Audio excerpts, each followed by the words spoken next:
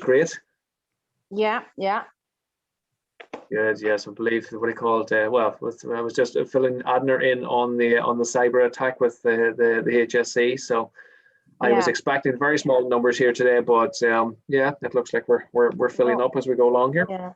Yeah. Well, I happened to send the link to myself, my own email last week, because I couldn't get in on my phone, and then so I just had the link then. So that was just. It was handy. Yeah.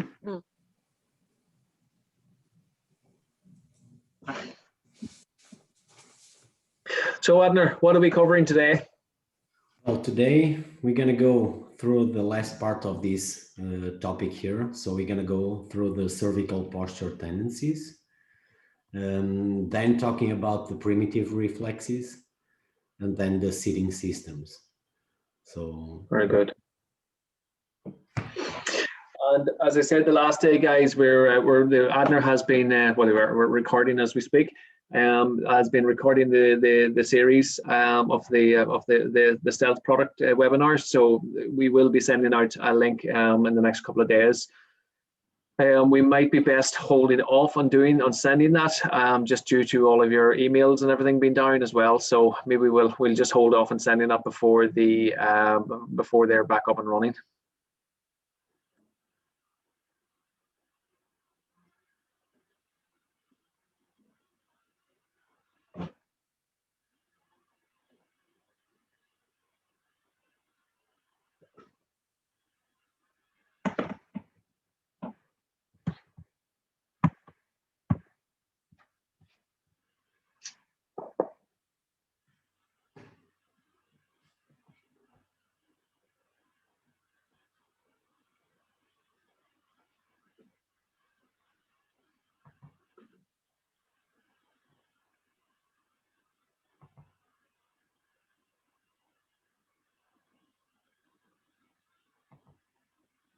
Has Mermaid Cove opened yet, Catherine? Yeah, it did. Apparently, well, 2 weeks ago, as soon as the restrictions were lifted. We haven't been there yet, but I know others have gone up, and yeah, it is open. Hopefully, well, for the June bank holiday. That's the plan. Yeah. Is it the Monday or the Tuesday then the bars and restaurants are opening then after that, I think, is it? Well, that's the plan also. So it could get very busy, but it'll be great though. Yeah, we've our table booked for, well, as our wedding anniversary the weekend following, I think it is. So we've our table booked for Harrison's on the Saturday evening. Oh, yeah, we love going to Harrison's. Same as ourselves. Yeah, it's great at Halloween, the way he has it all done up and everything. The kids love it. Yeah, it's a good spot. Yeah. Good food too. Yeah, you know what you're getting, which is great. Indeed.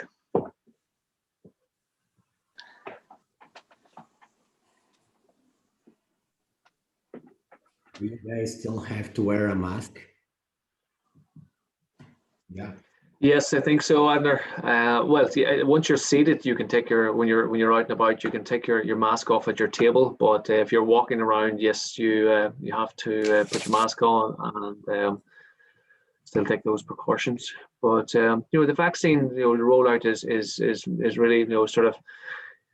They're down to, I think they're down to between the 45 to 50 range at the moment. I think that was the bracket that was being called for registration. Most of, if not all of the healthcare workers, including the likes of ourselves, have all been vaccinated. So it has, in fairness to them, they have rolled that out quite quickly. When they got the vaccinations, it was rolled out well or quickly. So yeah, just get it under up to about sort of 25. It'll make a huge difference. And the way they're going, it's probably going to be the end of the month, or shortly into June by the time they get to that stage. What about you guys in Portugal? How are you getting on? No, we still have to wear it. But I was talking to a colleague of mine yesterday from the States, and she was telling me that a certain amount of states over there, they are already allowed since yesterday to start not wearing a mask on the street. And they were all like, should I or should I not? Because now the normal is to use the mask. Yeah. And I was wondering how will we do it here, you know, like first times not wearing masks on the street will be a little bit odd, I guess. But Yeah. the new Yeah, norm. we soon you find we find the new normal very quickly, and it just becomes that you're just used to it by that stage. It is indeed.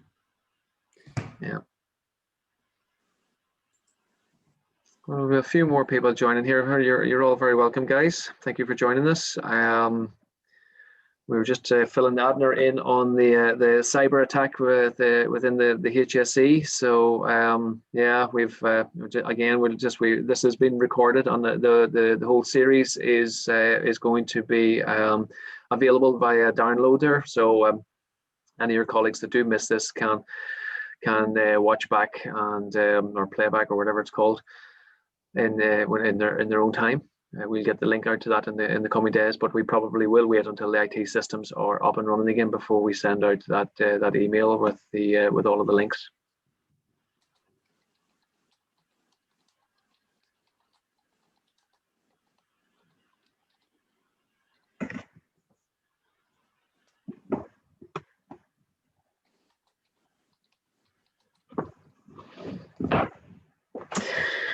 Well, Adner, it's 5 past there. I think we've as I say we are going to record it anyway. So I think we've a reasonable amount of people here as well. So not to disappoint the guys that have been able to tune in. So maybe we can just fire on.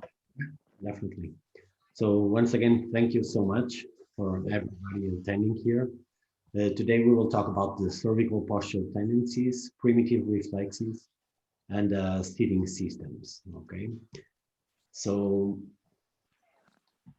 cervical postural tendencies. So here we are talking about 2 different ways of looking at the same. If it is a fixed deformity or if it is a flexible neck. So everything that it is related to the head, in my personal opinion, it's probably the worst or the most challenging way of looking for the sitting and positioning system, because if you don't relate that with the all other body segments, the head will be a headache to give a proper posture. Okay. So looking for the challenges, we always need to think to have a height back. Usually on dependent users, a perfect world, we should have the top of the back support at the same height as the shoulders. Unfortunately, we don't live on a perfect world. And most of the times when we get the user not wearing properly or it doesn't have the proper height of the back support. So if you have a possibility to regulate the height of the back support, mostly for obviously dependent users, try to achieve the same height of the shoulders with the back support. Then we need to think about what should we wear for the shoulders. Usually retraction of the shoulder will help us out, obviously, as you can see on the draw, after stabilizing properly the hip. Think about having the proper posture of the trunk, okay? So then we need to think about the cervical support. In here, I'm showing 2 different examples. So cervical support is an occipital, and then an anterior head support. The anterior head support, depending on the brands that we have in the markets, you can have like a cushion, a small cushion, for example, or you can wear, for example, a band or I'm trying to get the name, a stripe, for example, to get the anterior head support. So depending on the brands, you can find different products. Usually the cervical support as an occipital is the most common one, but if you feel that you will need also a suboccipital, you can also use for them. But depending on the deformity, if it is fixed or partially fixed or flexible, you need to accommodate or to make the alignment. So then think about tilting. Why? Because we have gravity, and gravity always brings the head down. So mostly for the fixed deformities that we can find, the tilt will be probably one of the best situations that we can choose to help the client to get the proper position. So flexion, it's on more than one plane, as you can see there. When viewed from the side, you can see the C of the curve, as we talked previously.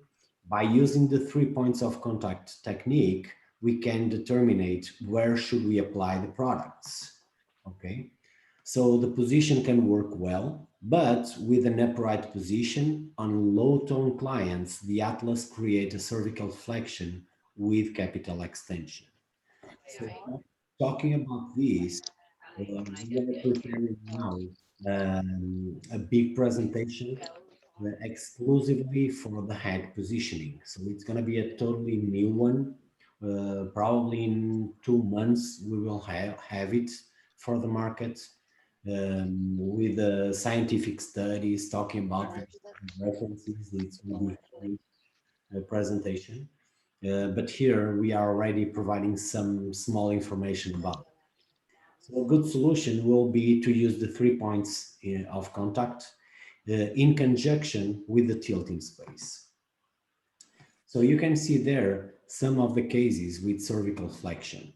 Okay, so you can see 3 different cases. I'll show a little bit more.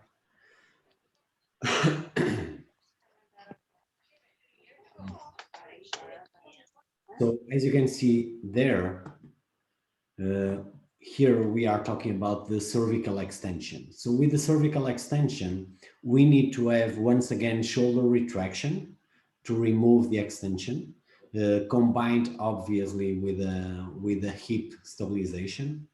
Then look for a suboccipital with occipital cushion to help maintain the head on proper position. Be careful with the neck. Shoulder retraction should be medial, so making a little bit of pressure on the sternal. The pelvic belt must pull further back in the aces.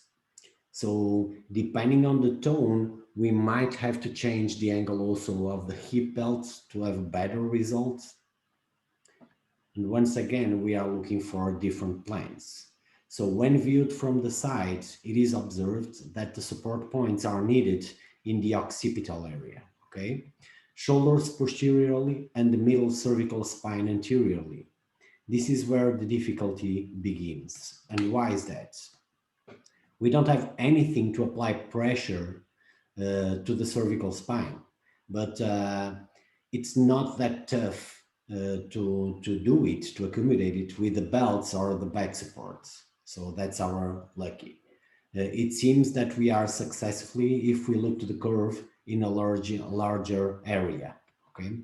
So if we make pressure on the pelvis and occipital posteriorly and anteriorly in the chest.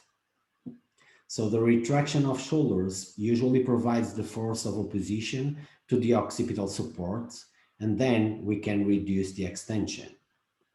So if spread is caused by excessive tone, looking at tone management for additional help may be appropriate. So once again, angles will have a huge importance to achieve the tone control. So if we can manage that, probably we will have a better outcome controlling also the head. So cervical extension, we can show here an example, as you can see there, of a client with no type of control. And then what we have done to control a little bit better the tone.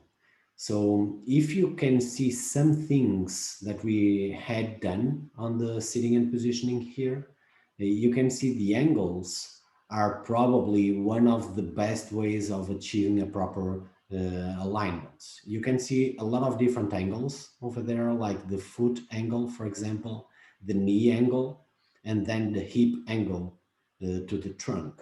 One of the things that I like to show also is that the head position in terms of angle didn't change that much, okay? But just managing the other angles, look at the arms of the patient. You can see on the last picture on the right side that he is totally relaxed on the new seating system. Okay, so once in a while, just managing the proper angles and allowing to have more comforts probably will manage even better the tone, so the client can get much more relaxation posture, and then to start working with him like with head or communication devices or whatever that we need to work with it. So cervical extension with capital extension. So here we noticed that we will have to divide in 4 different postures. Here we are just showing 2 of them. In this case, we are talking about cervical extension with capital extension. But then we will have to talk later on cervical flexion with capital flexion or extension or the opposites. So there will be 4 different names for 4 different postures related to the spine, neck, and then the head position. Because when we look to the head position, we need to think also about the spine itself. So there will be 4 different names in the future related to the position of the head. In here, we are just talking about those 2, cervical extension with capital extension, and how to do something to manage it. So imperative retraction of shoulders. We have to do something on the shoulders and then correct posterior occipital pressure to have it on the proper position. Suboccipital support, it's going to be mandatory to correct the capital extension, and once again manage the trunk posture will help us out to do it properly.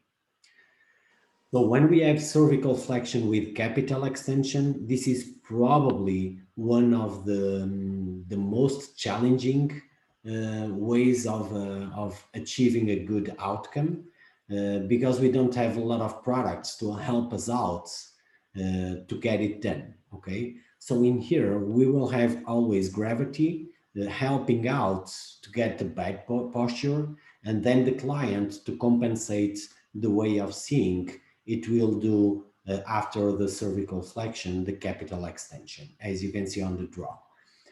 So client needs to align the head to improve the line of vision, and that's why we will have the cervical flexion and then promoting the capital extension. When we get some clients already with a certain amount of fixation of this, then it's going to be highly challenging to get a proper posture for the clients. So lines of force to maintain the chin are extended through the pressure of the jaw, but it is not possible to do it directly. So usually we would need something to help us out on the frontal part of the neck to get us back. And obviously we cannot apply pressure over there. We would have a lot of different problems. We have and we find sometimes a certain amount of head support that help us out to bring the head up, like doing some traction from the upper part. Some of the times we are using the jaw or the chin to do it, but then later on we need to release the pressure or else we will start having problems with the jaw itself, or then swallowing and breathing and so on. So in here we need to think obviously about high back and shoulder retraction, and depending on the users, most of the times I'm talking probably, I don't know, between 80 and 90% of the times we will have already a certain amount of fixation.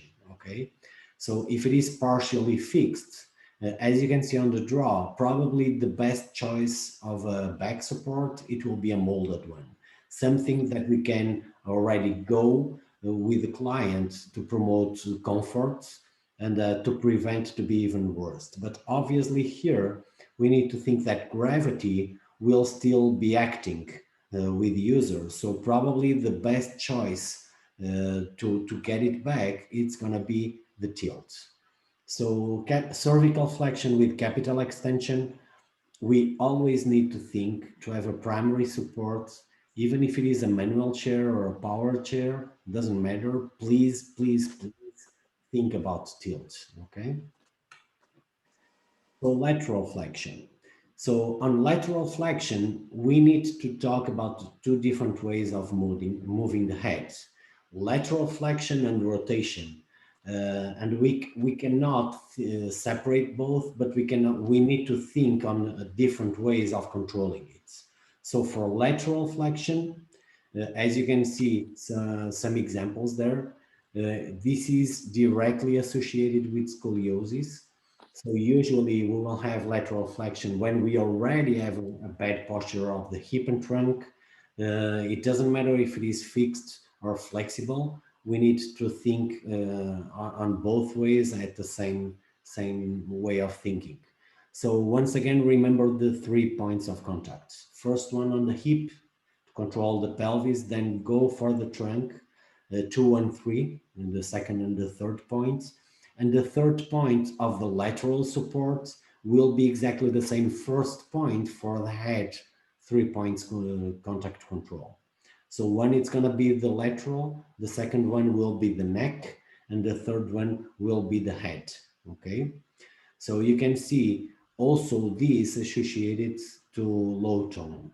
So low tone, a lot of times, because the client cannot control the trunk, will also have the lateral flexion of the neck and the head. So what can we do? So try to manage the neck itself, and obviously when necessary, apply lateral head supports. So those lateral head supports, as you can see on the middle pictures, the down one and the other one, and on the top of that, we are just using one cushion for the lateral control. And why is that? Because the first point, it's going to be the trunk. The second one, it's going to be the neck. And the third one, it's going to be the head. But don't mix this with rotation, because rotation, it's going to be a totally different scenario. Okay, so this is only for lateral flexion. So then when we look for rotation, then we need to think on a different way, because the 3 points of contact will be different points of contact. So forces are still required, opposing for correction. So if I apply only 1 point, the client may still do the rotation of the head, as you can see on the draw, okay? So then we need to think to apply a second one. A common error that I can see on different countries is when we apply both aligned, because aesthetically they look better, okay? But obviously here we are reducing the rotation but not stopping it. So if the client apply pressure, they are still able to rotate a little bit, okay? So different forces, we need to think about asymmetries, okay? And that's why we apply the other points on the back of the head, okay? So on this case, we might think that the first point of contact will be the neck, for example, and then we can apply forces on different ways on the head itself, okay? So rotation and corrected. We need to think also about the trunk, because when we have rotation of the head, usually it is associated to the trunk rotation also. So when we make the alignment with the 2 points, as you can see there, the shoulders will rotate also, okay? Because we are missing 1 contact point, okay? So 2 contact points with the head, I can keep the alignment of the head, but then the trunk will be rotated. So the third point of contact will be a shoulder retraction to help us out to keep the trunk unrotated or aligned, okay?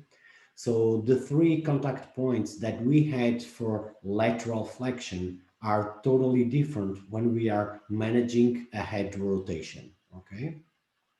So first point and third point will be the shoulder, okay?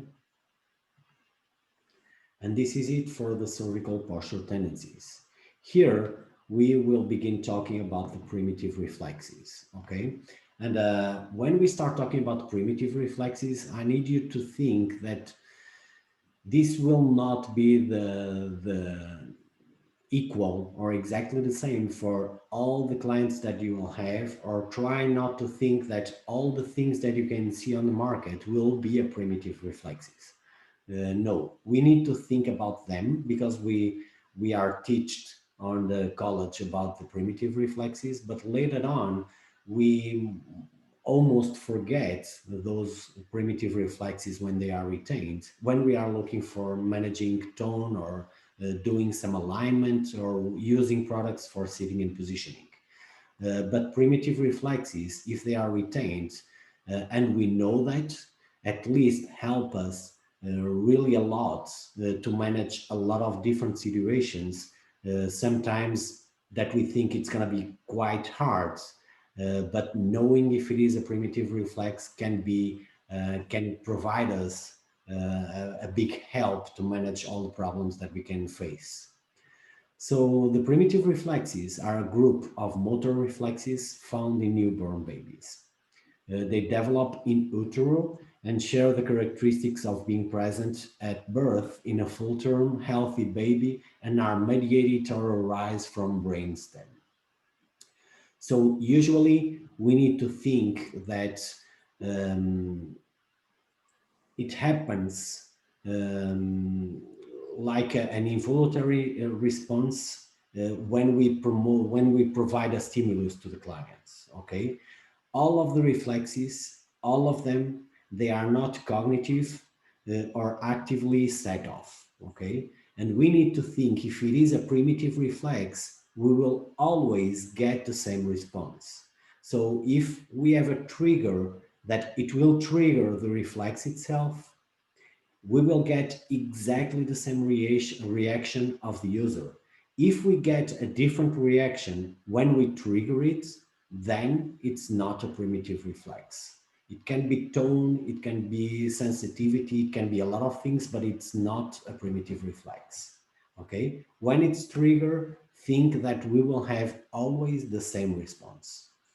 So usually on the first year, they will start being integrated and absorbed, so they will lose the primitive reflexes and they will be replaced by postural reflexes. Okay, so primitive reflexes never disappear.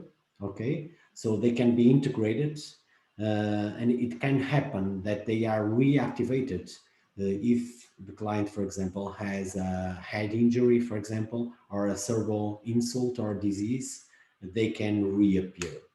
Okay, so the role usually it is to help with survival. As we will see when talking about those, you will see that they are probably meant for eating, breathing, or for example, for moving. So gradually, as the primitive reflexes retreat and are integrated, conscious voluntary movements will be established. So here, those are the main groups of the primitive reflexes. So the primitive tactile reflexes are the palmar, plantar, spinal gallant, the rooting, and the suck and swallow reflex.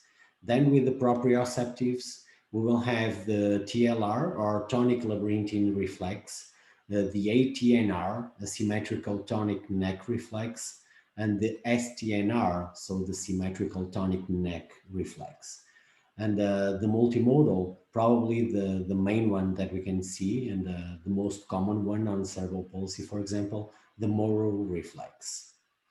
So beginning, there are many primitive tactile reflexes, and as their name suggests, those reflexes are triggered by touch, okay? So that's why we need to have really careful when we are doing some assessments or when we are applying products to the clients, because if we have a certain primitive reflex or more than one, because once in a while we will have a little bit of one, a little bit of other, when we are applying pressure or touching or stuff, we can trigger, even if it is not on purpose, obviously, we can trigger a reflex.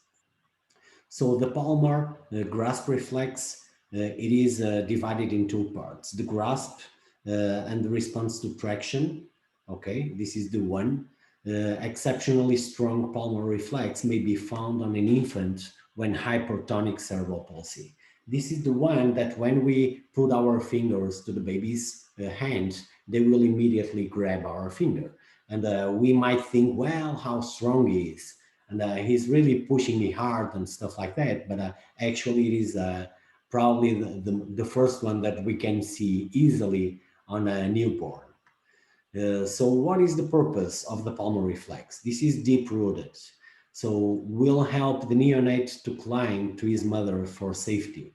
So obviously we are animals, and the baby will try to grab the mom for comfort, for whatever, for feeding, for we need to think that it's going to be for survival. So what happens if for some reason, for example, this is retained later on after the newborn passes all the stages?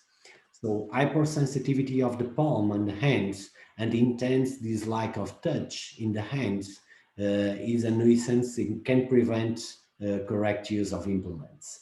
So a lot of times we will see also here, I try to divide this on what is the reflex, what is the purpose, what will happen if this is retained, and what do we need to consider when we find this user. Lunch? Yeah, I think it was due to that meeting this morning. All right. We need to consider arm supports. We need to consider joystick handle of power bases.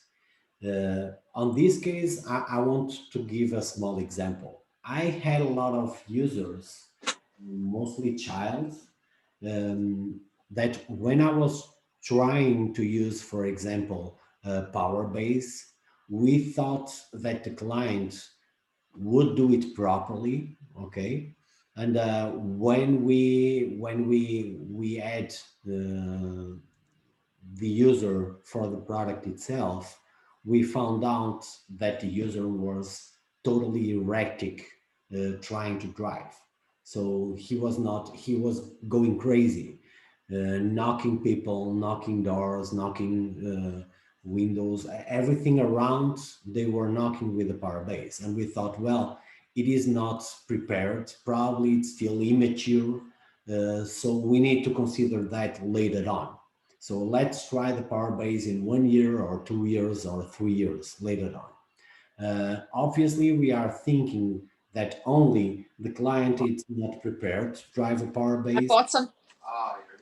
But if we find, for example, that it is, for example, a palmar grasp reflex, it is more or less easy to achieve a good outcome. And replacing the handle of the joystick and use, for example, a T1, it's going to be pretty easy to go around the problem itself. Because when we find the trigger of the palmar, if we are using a small joystick, for example, when the client is touching, it's triggering it. So it will grab it on the way, and he's trying to fight against it, and he cannot fight against, and that's why they are driving erratically. When we are using a T handle, for example, when they grab, they can grab and not feeling the trigger itself because it's going to be on the middle of the palm. So if they are using a bigger, like a ball, for example, or a T handle, might solve the situation. So instead of thinking that the client is immature, for example, try to see if it is not a primitive reflex. That might help you out. So the plantar grasp reflex. So this is tested gently stroking the sole of the foot behind the toes. So the toes will curl flex downwards towards the stimulation, and the foot will plantar flex or move away from the shin. So a child may suffer from hypersensitivity to touch when you are trying to use something. So you need to consider a lot of things because this reflex might trigger a lot of different problems from the feet till the head. So what is the purpose? This is to complement the palmar reflex and to assist once again the baby to grasp onto his mother. So this present allows the movements of the toes and foot and helps stimulate movements to the whole leg. So once again, the stimulus and the trigger will be on the plantar of the base of the foot, but once again will affect all the leg of the user. Obviously later on the hip and then the trunk and then the head. So what happens if the plantar reflex is retained? So gravitational insecurity in standing, it's a major casualty of a retained plantar reflex. So if we have a client, for example, that still walks, and if they have a primitive plantar grasp reflex retained, they will have a lot of difficulty to get balance. So what do we have to consider? If it is for more dependent users, the foot supports, materials on the foot supports, or the shoes. So a lot of times, even the shoes will trigger and they cannot find themselves seated properly because they are constantly being triggered by the reflex. So a lot of things will happen if we don't consider this. So spinal galant reflex, this is tested with the child either prone on his tummy or held in ventral suspension face down. Both of them will be tested. So stimulation of the skin of one side of the spine will cause flexion or bending towards the side of the stimulation. So the stimulation in both sides of the spine from the pelvis to the neck simultaneously will cause the child to flex, bend both arms and legs, extend the head, and probably they will cry out and empty his bladder, okay? So what is the purpose? So the purpose and value of the spinal galant, it's not fully understood till the moment, but we believe, and people believe, that it is to assist with the birth process. Okay, so this is just for the birth itself, and it shouldn't be even retained later on. But for some reason, once in a while it is retained, and it's quite problematic. So what happens if the spinal galant is retained? So usually with a spinal galant reflex beyond the age of 1, the client will be unable to sit still, and it looks that they are constantly moving. Okay, they don't stop for nothing. So what we have to consider, the deep contour or laterals might trigger the reflex. So when we are applying, it happens also a few times that you are applying everything, it's okay. You are managing everything from the assessment. You can sit the client, you can apply properly a belt support. You can align properly the legs and the foot, for example. And when you apply the back support, everything starts to be a mess. So the client starts flexing or doing extension on the other side and pulling the legs, and they start rotating also. And we were thinking, well, everything was going so well, and but everything it's bad now. So let's stop and redo it. Let's change angles. Let's do, and sometimes instead of losing half an hour or 2 hours, you can lose a full morning or a full day thinking about a proper assessment and not getting the goal. Just because if they have a spinal galant reflex, every time that you are touching on the back, you are triggering the reflex, so the client will start bending or flexing or rotating. So if you find out that he has a spinal galant reflex, easily you can manage the position of the trunk, not triggering any reflex, and then you can manage the other segments of the body. So rooting reflex. So this is one of many oral reflexes, and this is for rooting for feeding. So every time that they are feeling something on the head, they will start rotating the head for that direction because the baby think it's going to be the breast of the mother. So they want to be fed, and that's why they have this reflex. So once again, it's the search for food. They want to be breastfed. So what happens? So hypersensitivity around the mouth area, poor fine muscle control of the internal and external mouth area, and that might lead us to problems with the full articulation needed for the speech. So a lot of times we have speech or communication issues or problems just because we have this reflex retained. May unleash the asymmetrical, the ATNR. One of the things that we can think that I mentioned here may unleash the asymmetrical tone neck reflex. It's because those are related. The ATNR, it's pretty common on cerebral palsy, and sometimes we have both of them together, and once that we are not managing one, it might trigger also the other one. And that's why when we are thinking about, well, this rooting reflex, for example, why should I consider this, or what do I have to consider this? Because it's the head. And if we can manage the other body segments, probably we cannot think about that.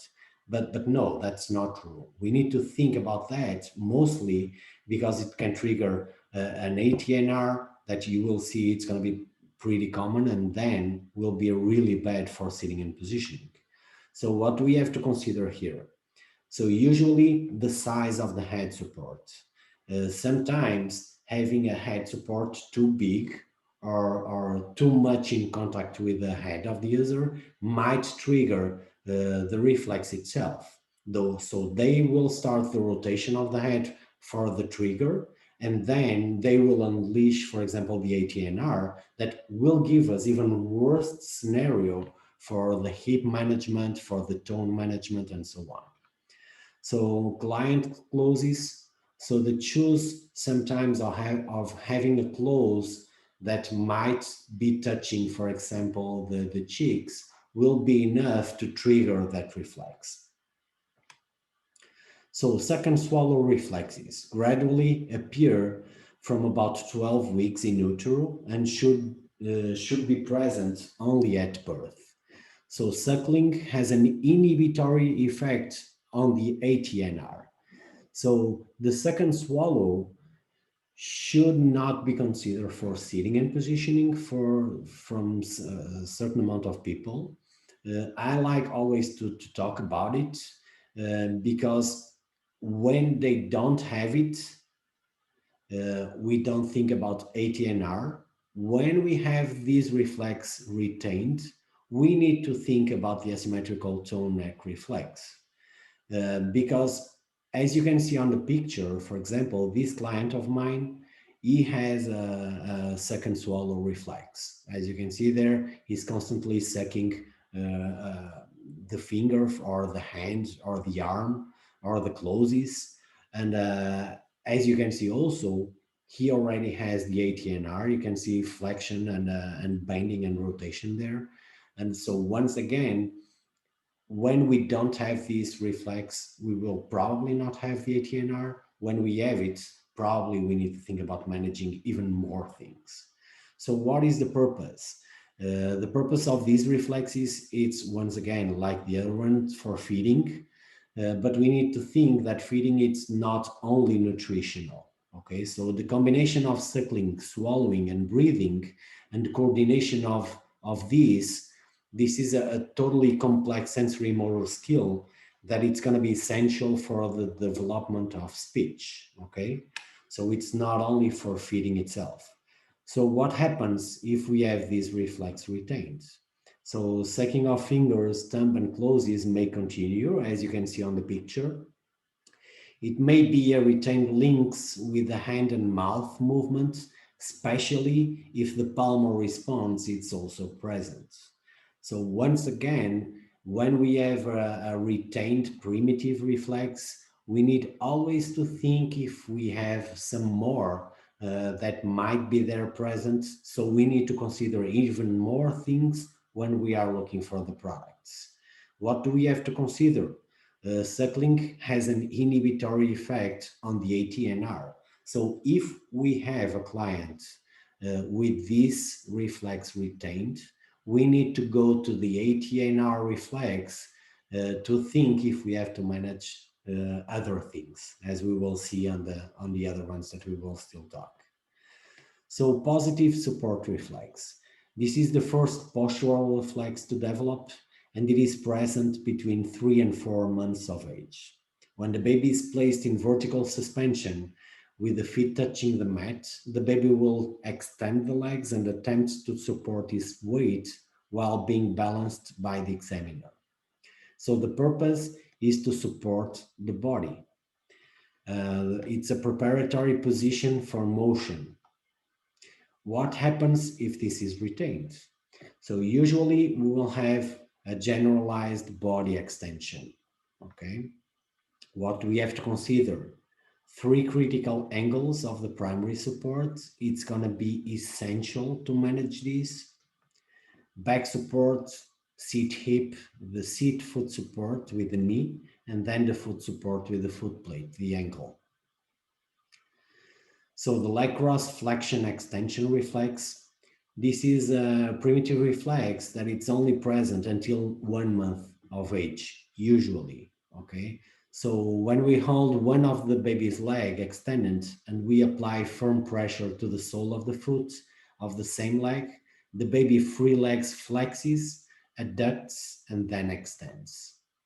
So the purpose is to influence muscle development and coordination of the legs. So it is Elsie Satan's posture and Sorry, Michelle, can you please? I don't. Michelle, could you mute your mic there, please? Thank you. So it influences the muscle development, helps the brain to form the concept of having 2 legs to differentiate their motions. And it is the basis of the evolution of the skill of shifting body balance when we are walking or changing the position for walking or running. There's only a few, there's only a few, 13 participants. So what happens if this is retained? So with the touch of the thigh, the opposite leg makes internal rotation and extension and plantar. When we see this type of rotation, we never think if this might be or not a primitive reflex. So what do we have to consider? Abductor hardware might trigger this reflex. So leg harness may be the best solution. So it happens a lot when we already have internal rotation.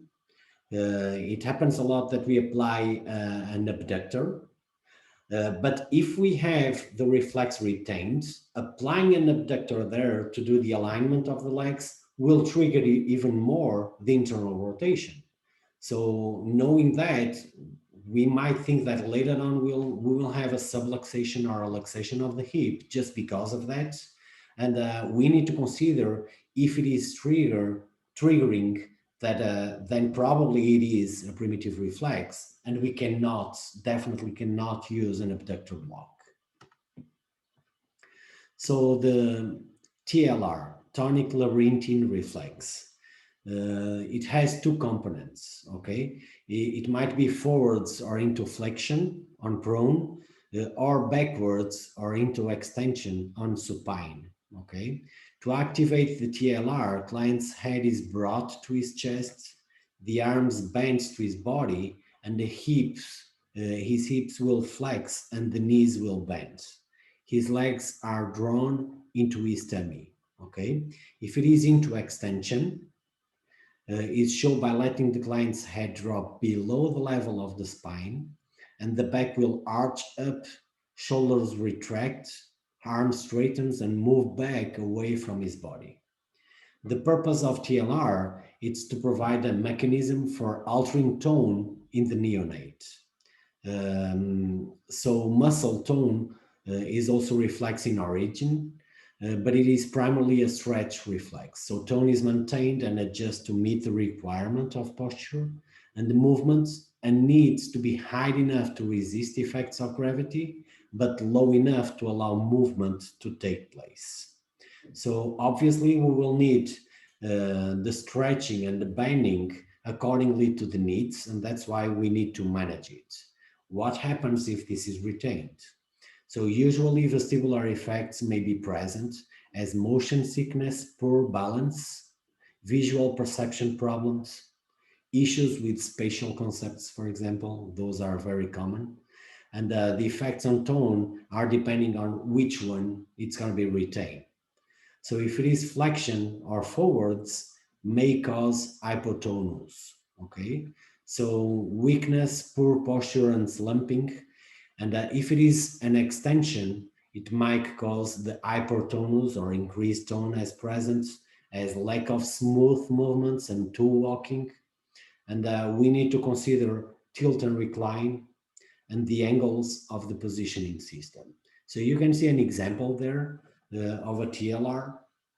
A lot of times we need to think about the angles of the system to help the client to not trigger that reflex with the angles. So think about the angles when you have a TLR retained on the client. So the ATNR, it's going to be probably one of the most common ones on cerebral palsy. We can find it a lot of times, even not knowing that it's going to be a ATNR. So it is triggered by the rotation of the head. So turning the head from left to right, not flexion extension, it's going to be just a rotation. The purpose is to assist on the process of delivery, only for burning. It helps also the neonate on the prone, if they are prone, to get free the mouth and nose for breathing. So if they feel that they will stop breathing, then they will trigger this reflex for survival to start breathing and not dying, obviously. So what happens if this is retained? Among other problems, balance is affected. Difficulty crossing the midline causes a series of issues. So manipulating an object with two hands will be a problem for these clients. Writing and reading will be highly difficult. They will have poor visual motor integration, so hand and eye coordination. Cognitive effects, it leads to chronic non-symmetric posture, so scoliosis, pelvic obliquity, wind sweat, lower extremities, and a hip subluxation. It's pretty common on clients with this retained reflex. What do we have to consider? A proper pelvic stabilization, the cushion, back support and supports like trunk, foot, arm supports, and the most important one, the head support. So a lot of times it happens that we try to stop the rotation and we cannot do it, because when we stop the rotation, when we apply any touch, for example, for the head position, that might already trigger the reflex itself, and then all the tone will start emerging from the client, and we cannot manage it and control it with anything. No belts, no supports, anything. They will destroy everything, and probably they will feel pain also, because if we are trying to get a proper position with belts, and if they are fighting against, then they might be injured.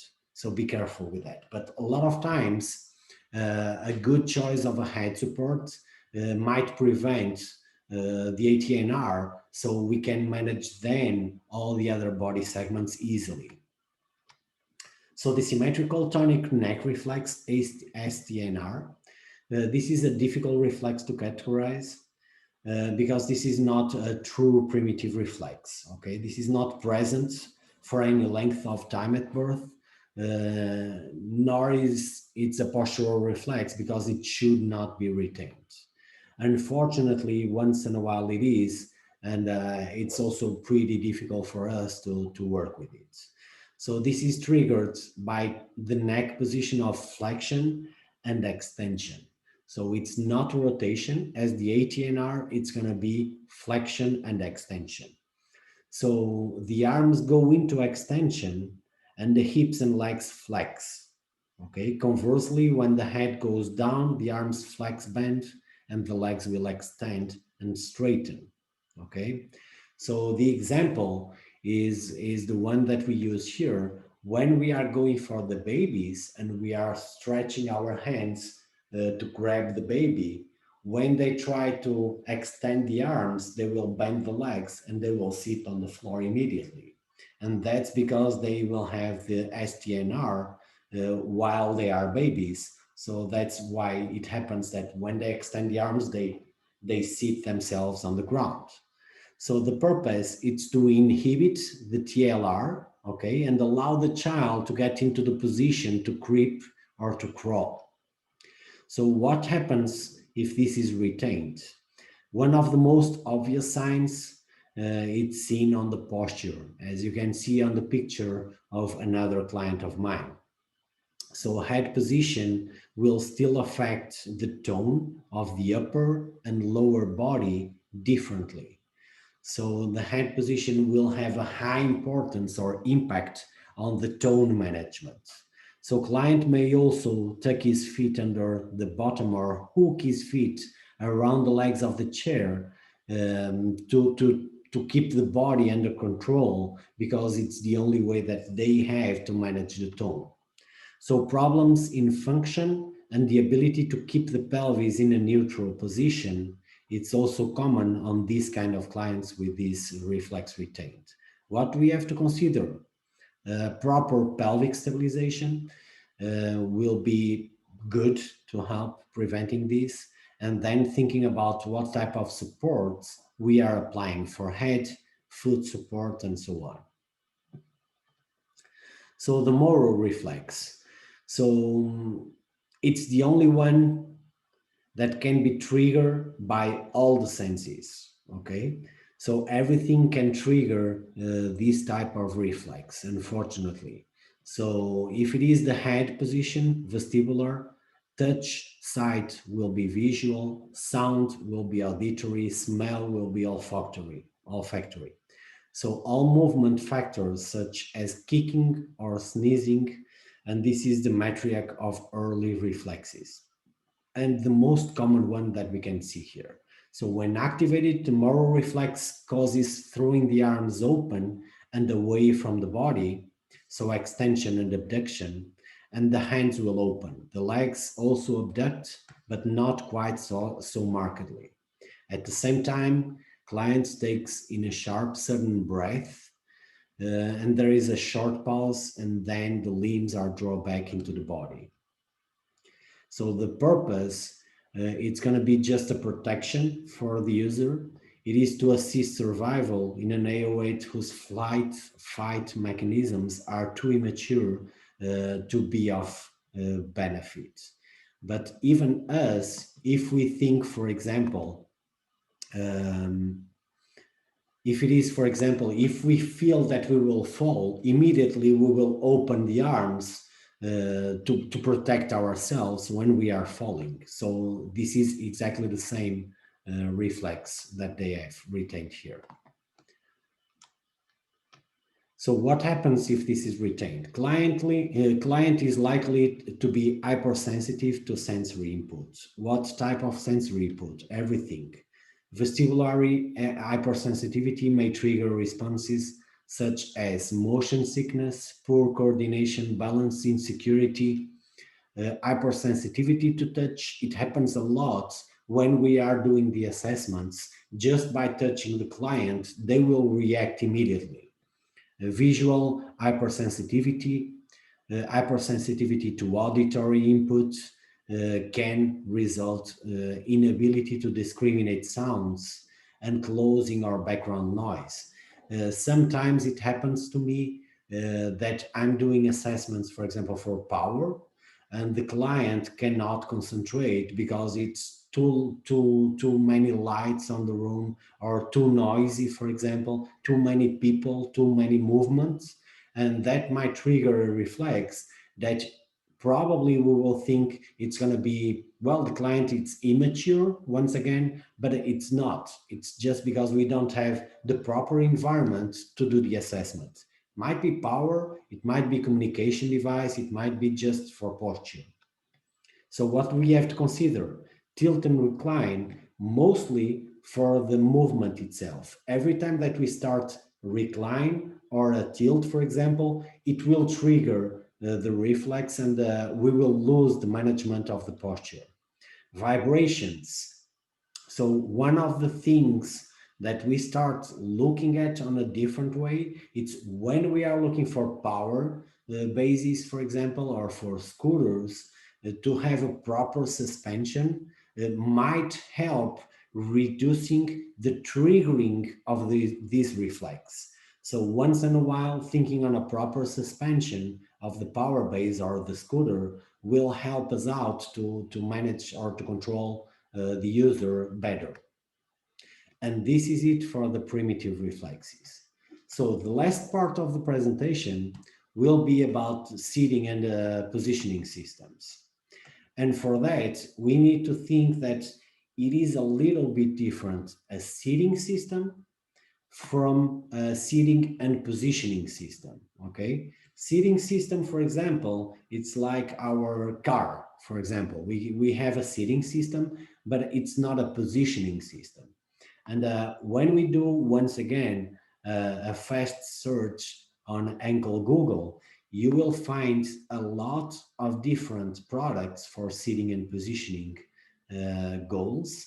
And those are totally different when we are looking into it.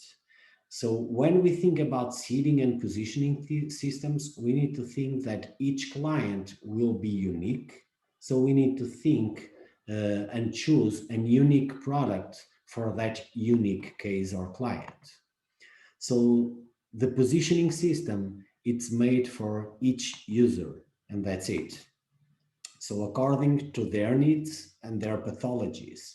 So we cannot think about a seating and positioning system totally standardized that we can use for every different pathologies. No, every client is a client, every pathology will be the one, every goal that you will have will be different. So you will need to obey to some anatomical parameters, but also for the hip trunk measurements that will be installed there. So what are the types of systems?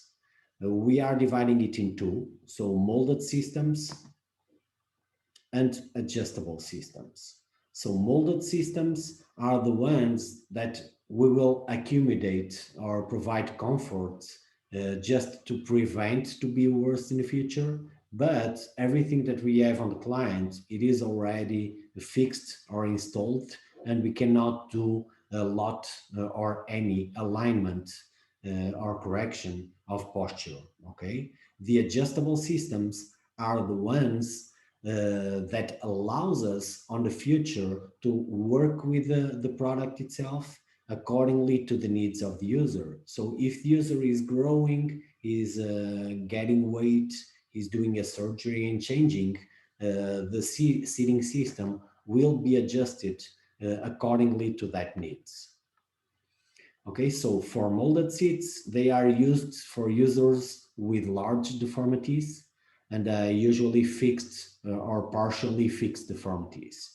Users who are not usually on the growth phase, but unfortunately it happens a lot that we have the need to use also molded seats, or as we will talk, molded vests for child. So that's the note. So the main difference between molded vests and molded seats is that the vests were originally intended for correction of spinal deformities on growing children and should be changed, at least re-evaluated every 6 months or 1 year. Look, it depends on the markets. I don't know how does it work in Ireland, but in Portugal, for example, I had a lot of problems with vests because they were not being re-evaluated. And once in a while, I had childs with 3 years, 4, 5, even 6 years of using the same vest. A lot of times they were growing accordingly to the first need. So they were growing already with the direction, the wrong direction, because the vest was not working properly at that time, okay? So when we are thinking about adjustable systems, as I told you on the beginning of this presentation, I tend to look to the adjustable systems as the bonsai trees, that we can grow with the tree, we can grow with the user, and we can readjust the system every time that we need to get the proper position every time that we need to have it, okay? So they are adjustable systems over time. So they go with all the variations if the user is growing or if they have any type of surgery or change, we can change accordingly to that. So we have many advantages when we are comparing these type of products with molding systems, such as the fact that they not increase their temperature as much as the other ones. Another advantage is the versatility in respect to seating of the chair, where it will be installed, obviously, and more important, that user will use. One of the things that I always say about this is that you can have, for example, two different bases, like a manual chair and a power chair, and still use the same cushion and back support and just replace it from one to another.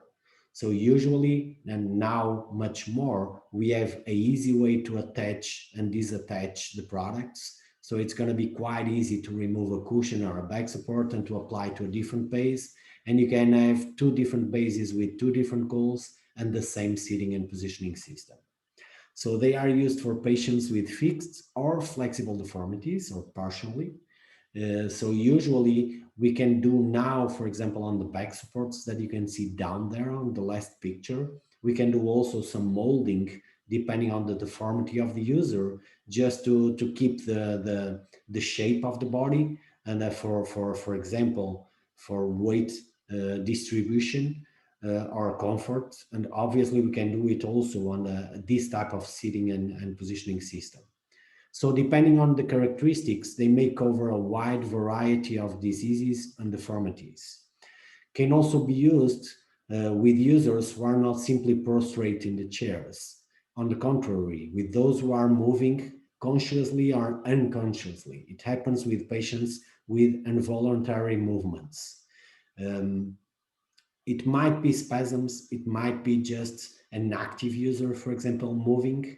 Today we have some adjustability of the products that allows us also a certain amount of dynamism. And being dynamic today allows us to have, for example, a certain amount of extension or rotation, go with the client on that extension and rotation, and then when he's relaxing or changing again, the product will go again to the first position. So dynamic systems today, they are possible to be used on these type of systems. So on thinking about seating and positioning system, we can change as many times as we need. It doesn't matter if it is about growth, altered posture, deformities, surgery, they change, we can change also the system. Can be reused, for example, if a client grows much more than, and we need to change the size of the chair, we can still use the first one for another client with the same previous size. So we can reuse the product later on instead of having to replace everything. So we can change, for example, another chair, as I was saying. If you have a manual chair and a power base, you can use the same seating system in both of them. So we will have to think also on the column on the neutral posture and on the function posture, because usually on a neutral posture, we will have a small lordosis, then a kyphosis, then a lordosis.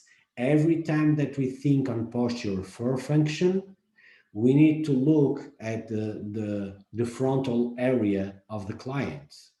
So we will need to stabilize the pelvis, obviously, get a base support for functional range that will allow independent transitions within the posture, okay? Prevents deformities and fixed postures. This is a small example, okay, of a client. On the left side of the picture, the client is using a molded seat. On the right side of the picture, it's using an adjustable seat, okay? This helps also to maintain a healthy organ function. But on this study that we did, we compared two things. It was the managing the weight distribution and then the velocity of movement to do something, to be more active or less active. And this study showed us that the molded seats compared with the adjustable ones, they will decrease for more than a half the weight distribution and decrease also more than a half the speed of movement. So we are achieving 2 times better on both ways, weight management, distribution, and also speed of movement, so functionality of movement, in 2 ways more using the adjustable systems. So when we are looking for the hip, obviously we need to know how to properly manage it when we are doing the sitting and positioning system. For pelvic stability. Why? Because pelvic stability is greater when standing than when sitting. So if most of our users, they are seated, we need to think that we will lose control of the upper body just because of that. Stabilization will be lost. So when we are sitting, the hip is flexed and the support given by the ligaments will be lost. That's why we lose control of the upper body. So the primary supports and the secondary supports. So as you can see there, primary supports will be the basis, okay? So usually we are thinking about the manual base, power base, a scooter, or whatever. Those will be the primary supports. Secondary will be everything that we can apply there, like belts, lateral supports, head supports, everything else. So when we are thinking about a sitting and positioning system, we need to think on a base, okay? We need to think on the cushion as a secondary support, proper back support. If we need the hip guides or hip controllers, lateral supports, for example, those are all the things that you need to think if you will need or not. The pommels or abductor blocks, if you need it once again or not. Once in a while they are advised. Most of the times we don't advise the abductor blocks. Head supports, obviously if we need it or not. Foot supports and ankle supports. Belts, a proper belt with a proper angle for the hip control or management. Chests. Don't forget the user. Obviously, we need users. It doesn't matter the products. And to be honest, it doesn't matter if this is a manual chair or a power base. Those are everything that we need to consider when we are looking for the end users. I always try to say that if you have a goal, even if it is for speech, communication, or swallowing, or just sitting and positioning, if it is for driving or for playing, try to use the less product as you can, getting the best outcome for your goals and for the end user. And this is pretty much the presentation that I had here. I hope that you had enjoyed. If you have any type of questions, please make them now. We will have another presentation just talking specifically about the products next week. But if you have any type of question, please feel comfortable to do it, okay?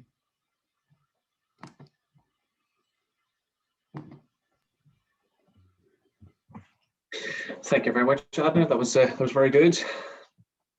Thank you. Thank you. Just you were mentioning there, I suppose earlier on in the presentation, and I didn't want to interrupt. You were talking about the what was it? About the head positioning, about pads, and about the rotation versus side flexing. Yeah, I've come across that. It sometimes can be very difficult as well with it's without controlling the trunk. It is you got to work up and come up with the trunk. So yeah, I've done those ones where we've offset the pads, one to the front and one to the back. You often get the question, it just doesn't look right, and I know where you're coming from, that if people think we should have two pads here, but having said that, also with people, you were making the point about the head coming forward, also that the positioning of the pad. So yes, that was very useful. And dynamic systems, yes. The range of manual chairs that we use there from Key Mobility, they all have, I don't know if you're aware of Seating Dynamics from their American company. Seating, they all have the ability to add the seating dynamics components into the chairs. We've had some really successful seating outcomes by using them. They have also, there's a footrest part that they use. There's like a 2D and a 3D version. We've had clients that are just breaking and bending foot plates constantly. So yeah, I would say a great believer in the dynamic seating also. And just on your last section there, you about the molded versus modular. Yeah, I would say.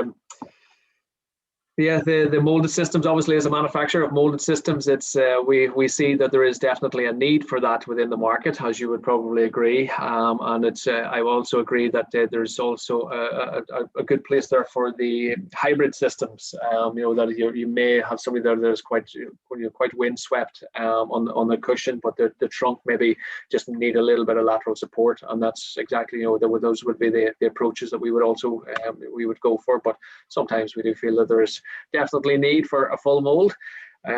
So yeah, no, that was just a few notes. It is indeed. Look, the problem that I found out here, and that we still have some markets doing it, is that usually, at least here, I don't know there, and I think it's changing also nowadays, but usually the molded seats, they are cheaper than the adjustable ones. So what happened a lot of times is that you didn't have the need to have one, but just because it was cheaper, people was applying that. Well, I already know your company. I know that you only apply them for when you are really in need to it, and obviously there is a market for it. What I think is that we need to highlight a little bit that when it's not necessary or fully necessary, that those differences will be related one to another one, but obviously, as you are saying, there is a market, and there are so many things that just with regular products, when we have deformities, we can't do it. So we need to look for molded seats, and period, and that's the only solution. So it is. Yeah, no, I agree with that one. Yeah, there's just those complex positions and shapes. Yeah, absolutely. But no, it would be the approach that we would take with our seating. It would be the modular route, and then modular hybrid molding sort of would be but with experience that we gain over the years. We don't always go through that series with our clients. We identify and understand that we need to just go straight to a molding, or Exactly. That's what we would also do. Any questions there from anybody there? I know we have a very small group here today due to the technical difficulties with the cyber attack. So guys, thank you for joining us. But please, any questions there? Anybody with any thoughts or clients that they would like to have a little chat about?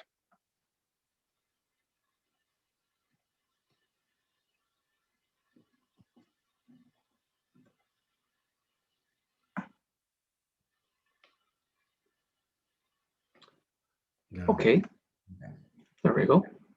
And I look forward to our last session there next week.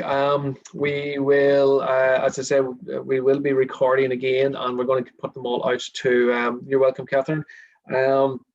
we will put it out, the recordings out, but hopefully, well, we don't really know what the state of play is going to be with this cyber attack, and whenever the HSE fully get their the IT systems up and running again. But yeah, we'll drop on everybody a line there with all of the links anyway. So again, thank you everybody for joining us this afternoon, and we'll see you all again soon.